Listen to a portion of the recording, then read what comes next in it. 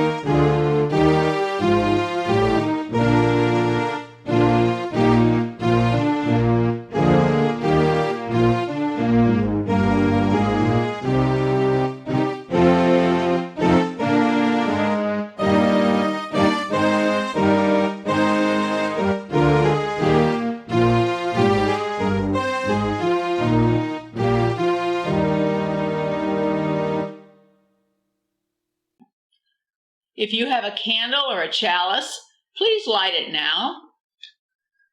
The lit chalice suggests the transformations that take place when we are held within a religious community.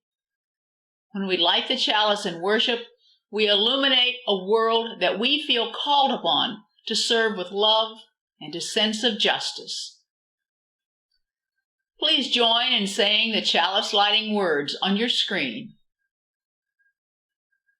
We gather this hour as people of faith, with joys and sorrows, gifts and needs.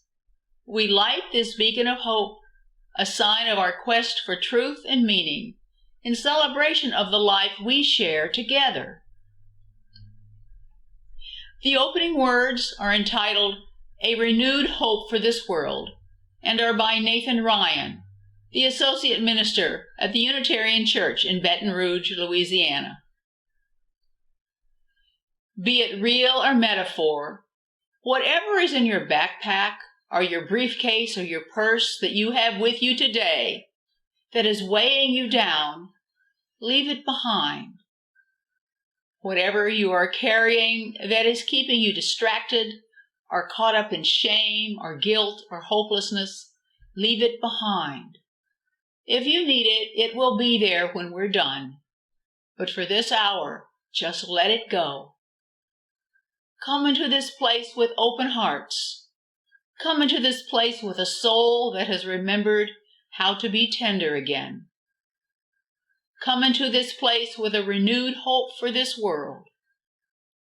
Come into this place ready to build a world we've always been worthy of and have always dreamed of.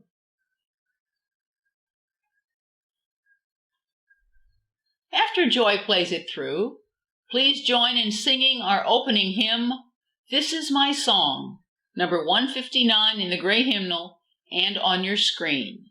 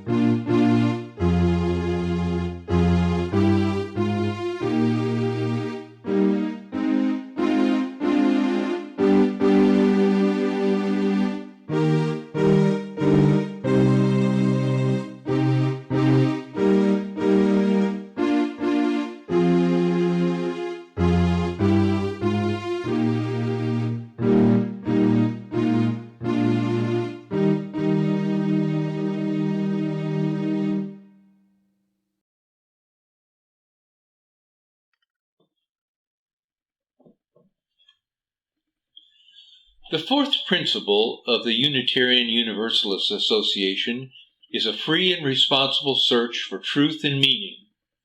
It was a search for truth that initially led me to Unitarian Universalism. UUs have a different view of truth in many religions. Many religious people believe that truth is something that is revealed to some special person and that it never changes. UUs realize that our view of truth is ever evolving and will ever continue to evolve. Revelation is not sealed. UUs also recognize that there may be many paths to truth. When I came to the realization that I could no longer accept many of the teachings of my former religion as true, I left that church and remained unchurched for several years. I knew that I could never join a mainstream Christian church because I had doubts about many of the traditional beliefs that their members were expected to accept as true. On moving back to the St. Louis area, at a time when our children were approaching their teenage years, Mary and I felt the need to have them receive some sort of religious education, and that's when we discovered the First Unitarian Church of Alton. Here we found a group of intelligent, accepting, and committed people who did not require us to subscribe to any revealed truth, and we soon joined the church.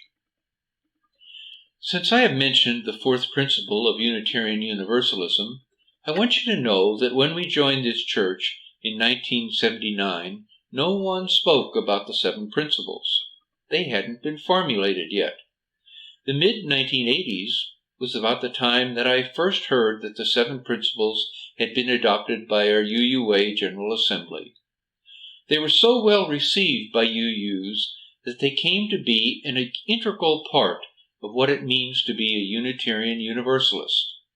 So, while UUs do not have a creed that they have to say they believe, our seven principles represent common values that we can all share. After Joy plays it through, please join in singing our second hymn, For the Earth Forever Turning, hymn number 163 in the Gray Hymnal and on your screen.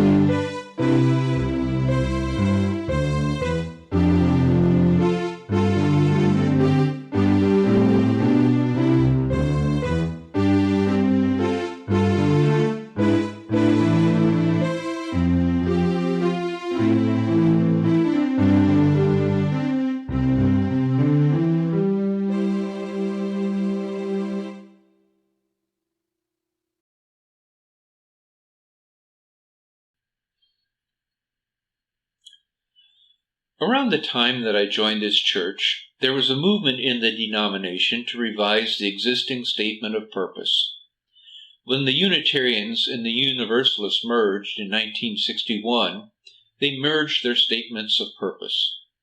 I don't know what that original merged statement was like, but an earlier Unitarian statement of belief from the 1900s was something like the fatherhood of God, the brotherhood of man, the leadership of Jesus, salvation through character, and the progress of mankind onward and upward forever.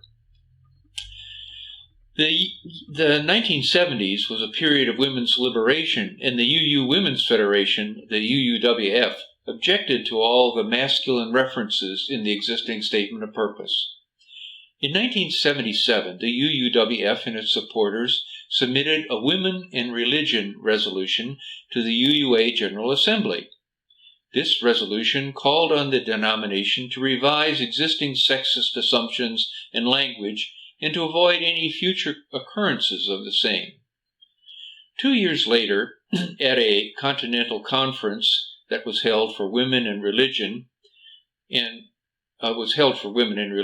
one of its workshops examined the current UUA principles. In 1981, a non-sexist version of the Principles and Purposes was drafted by various women's groups and was submitted to the UUA General Assembly, but it met with opposition by some, including Christian Unitarians who feared that the new wording would eliminate any reference to Unitarians' Christian roots. Like any other controversial UU question, it was decided to refer the wording to a study committee to attempt to come up with a compromise. The study committee met on the Bowdoin College campus in Brunswick, Maine in 1982.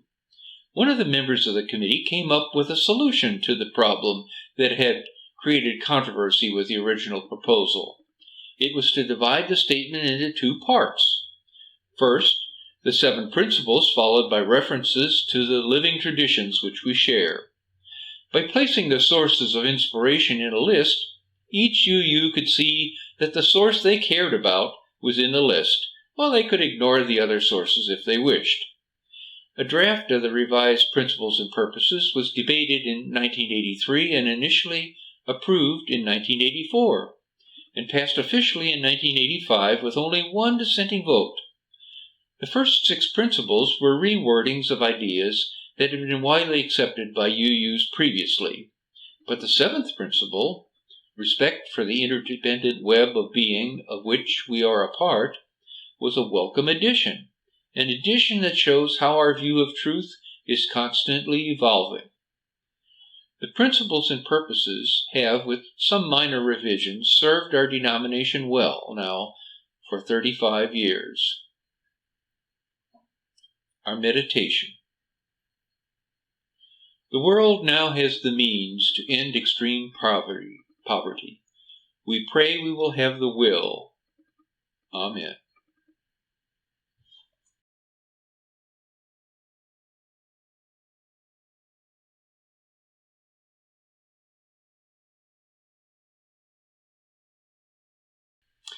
I'm titling my sermon today, Celebrating 75 Years of the United Nations. It is based in part on several sermons on the United Nations preached by Dr. Ron Glossop. Next Saturday, October 24th, 2020, will be the 75th anniversary of the establishment of the United Nations, the international organization created in 1945 at the end of World War II to preserve world peace. I thought it fitting to have a presentation about this important organization at this significant milestone in its existence. All of us today have spent a major part of our lives, if not all of our lives, under the auspices of the United Nations. The United Nations, or UN, was the brainchild of the U.S. President Franklin Delano Roosevelt, who had served in the Wilson administration when the United States failed to ratify the treaty to join the earlier League of Nations organization. Roosevelt hoped that the UN would succeed where the League of Nations had failed, and to promote this end he spent the last year of his life working to secure support for his dream from all the major Allied powers and from all sides in the U.S. government. It was for this purpose that Roosevelt gathered his last bit of strength to travel to Yalta on the Crimea Peninsula of Russia to meet with British Prime Minister Winston Churchill and Soviet General Secretary Joseph Stalin in the early February of 1945. Here Roosevelt secured an agreement with the Soviets to support the UN, a necessary step for its initial success. Soviet support did not come without a cost, however. Stalin insisted that each of the permanent members of the new Security Council, the 5 major Allied powers, should have a veto over its decisions. This change to the original character of the Security Council was to have a major effect on how the UN was to deal with peace-threatening problems in the following years.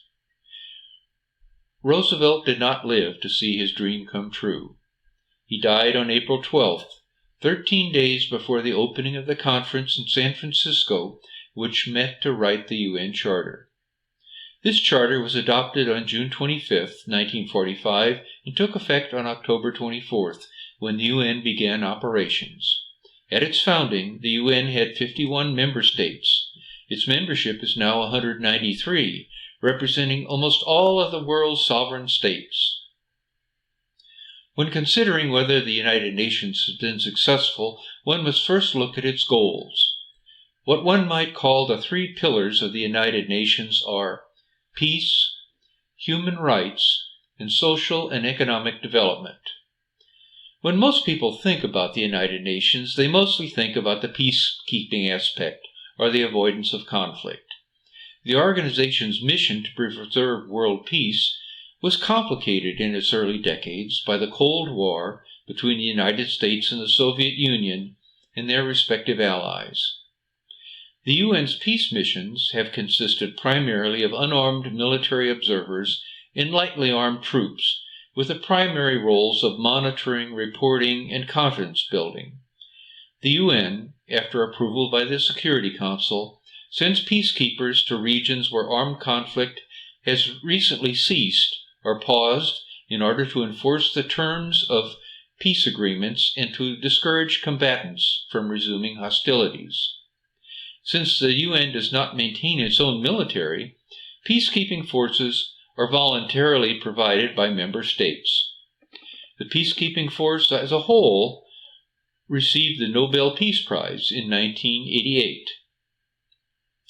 In addition to peacekeeping, the UN is also active in encouraging disarmament. Regulation of armaments was included in the writing of the UN Charter in 1945 and was envisioned as a way of limiting the use of human and economic resources for their creation. The advent of nuclear weapons came only weeks after the signing of the Charter, resulting in the first resolution of the first UN General Assembly meeting calling for specific proposals for the elimination from national armaments of atomic weapons and of all other major weapons adaptable to mass destruction. The UN has been involved with numerous arms limitation treaties, such as the Treaty on the Non-Proliferation of Nuclear Weapons in 1968, the Chemical Weapons Convention in 1992, and the Ottawa Treaty in 1997, which prohibits landmines. One of the UN's primary purposes is promoting and encouraging respect for human rights and for fundamental freedoms for all without distinction as to race, sex, language, or religion. Its member states pledge to undertake joint and separate action to protect these rights. In 1948, the UN General Assembly adopted a Universal Declaration of Human Rights, drafted by a committee headed by American diplomat and activist Eleanor Roosevelt, and including the French lawyer René Cassin. The document proclaims basic civil, political, and economic rights common to all human beings, though its effectiveness towards achieving these ends has been disputed since its drafting. The Declaration serves as a common standard of achievement for all peoples and all nations, rather than a legally binding document. In practice, the UN is unable to take significant action against human rights abuses without a Security Council resolution, though it does substantial work in investigating and reporting abuses. With the end of the Cold War, the push for human rights action took on new impetus. In 1979, the General Assembly adopted the Convention on the Elimination of All Forms of Discrimination Against Women, followed by the Convention on the Rights of the Child in 1989.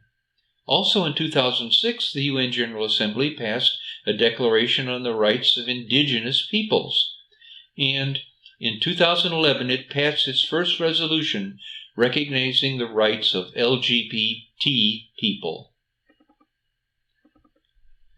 Another primary purpose of the UN is to achieve international cooperation in solving international problems of an economic, social, cultural, or humanitarian character.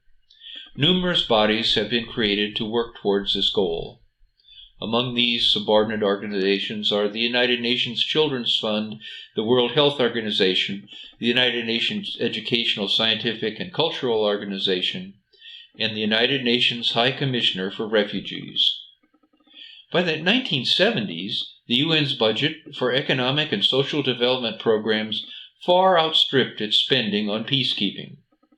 After the end of the Cold War, the UN shifted and expanded its field operations, undertaking a wide variety of complex tasks. A common misunderstanding is that the UN is a director of action or change. Much like how elected or appointed local officials draft legislation in the interest of their constituents, UN delegates from different countries deliberate about law and legislation at the international level.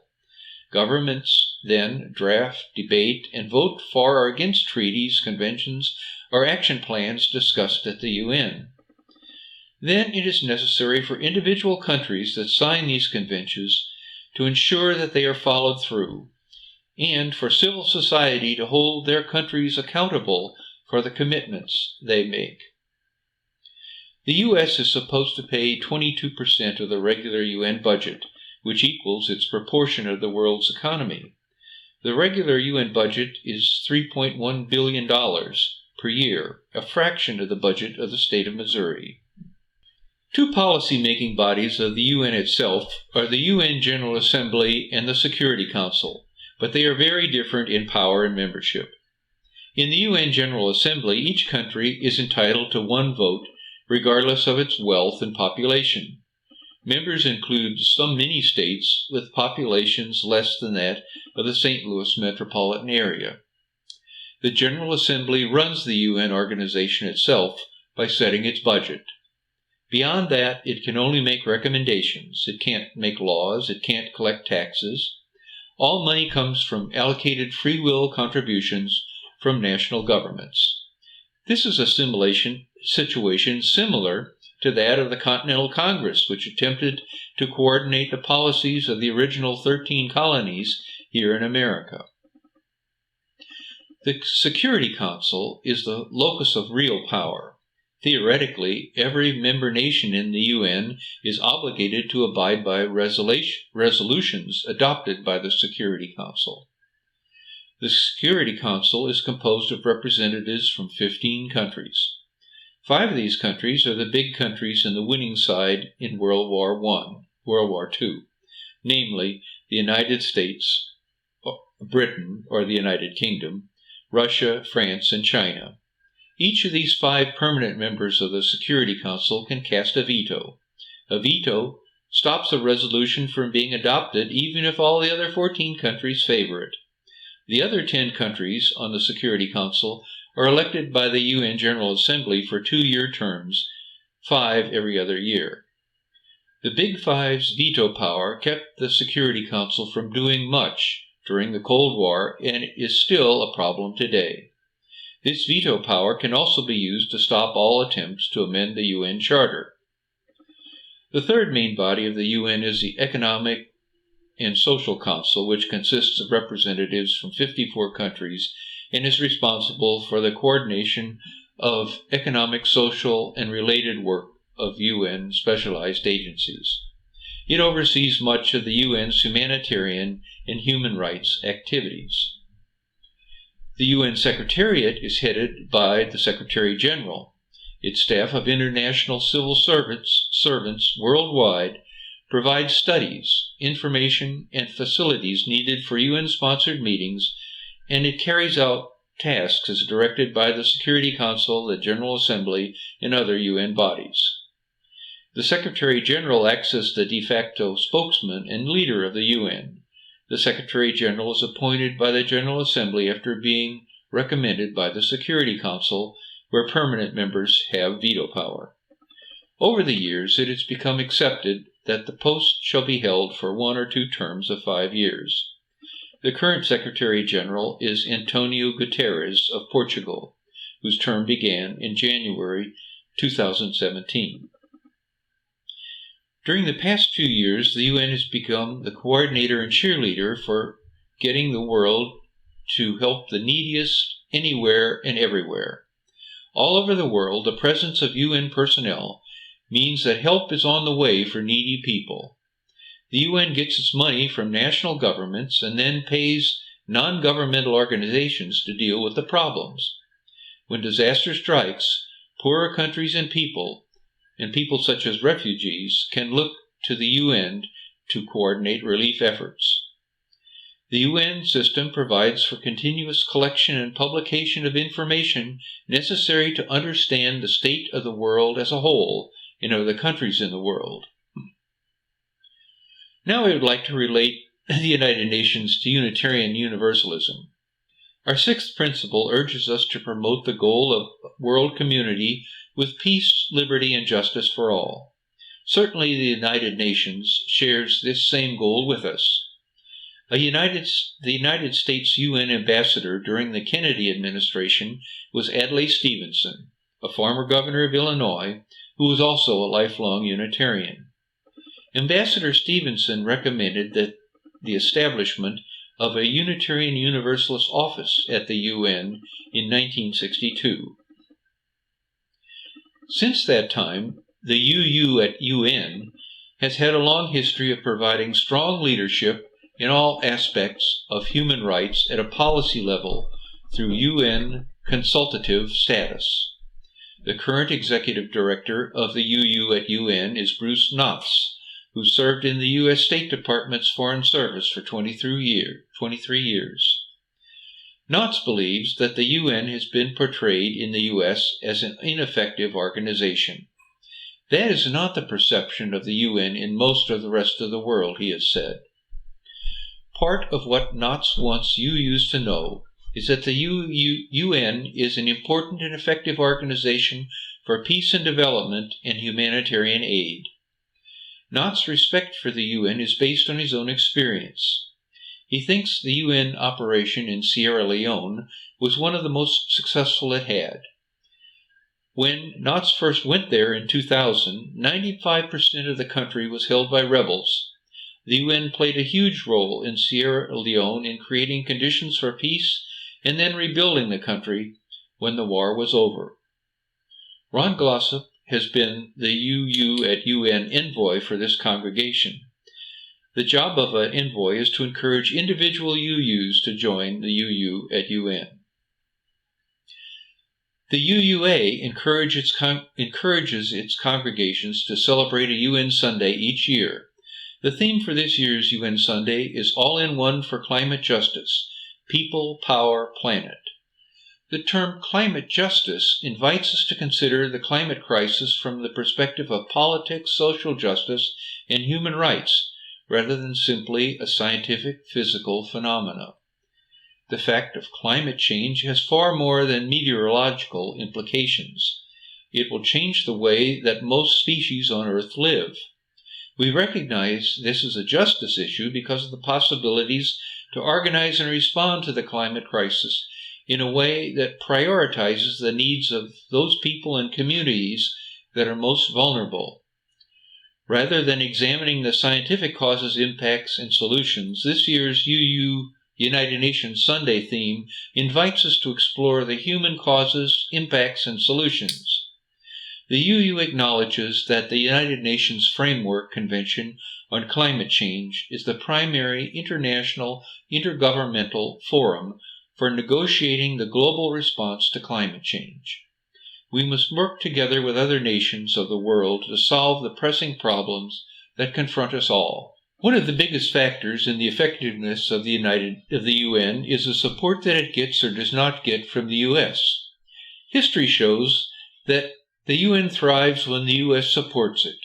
One of the obstacles hindering its effectiveness is a well-funded small group of Americans who oppose the UN in anything international.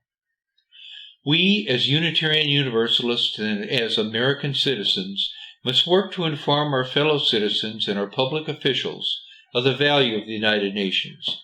We must work to ensure that our nation's policies toward the UN are just and open-minded. We cannot continue to act as if America stands alone in the world. Only by promoting international cooperation, mainly through the United Nations, can we ensure that humanity will continue to prosper.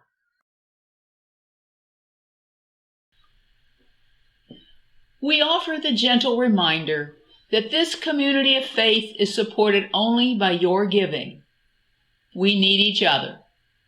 And in times of trial, we need each other even more.